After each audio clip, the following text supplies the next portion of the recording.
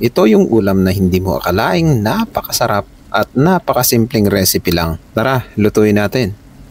Magpapainit lang tayo ng kawali at lagyan lang natin ng mantika at igigisa lang natin ng napakaraming siling pangsigang na to. Make sure lang na piliin nyo yung hindi masyadong maanghang na sili para masarap kainin. Pwede na rin itong maging gulay natin. Gisahin lang natin yan hanggang sa matusta yung mga gilid-gilid yan, hanggang sa umamoy lang siya. Tapos set aside lang natin yan. Kaparehas na kawali at mantika, igigisa lang natin ang bawang dyan. Pinitpit ko nga lang yung bawang na yan para hindi na siya masyadong hassle. Pwede nyo rin chop-chopin. Gisa-gisahin lang natin yan hanggang sa medyo mag-golden brown or medyo mag-caramelize lang. Tapos susunod na natin ang sibuyas at luya. Gisa-gisahin lang natin yan hanggang sa mag-caramelize at medyo mag-golden brown siya. Tapos ilalagay na natin ang ating secret sauce. Boneless bagoong na isda.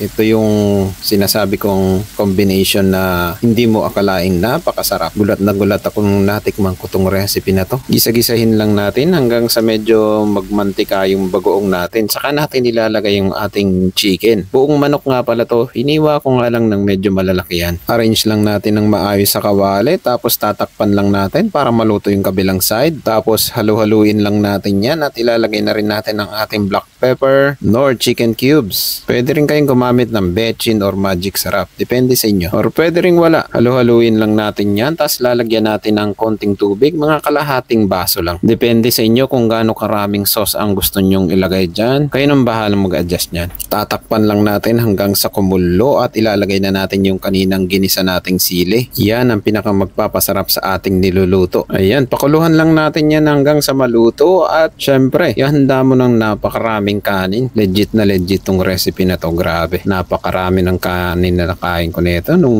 unang tikim ko nito. Hindi ko akalaing bagoong, chicken at sili lang yan na may luya.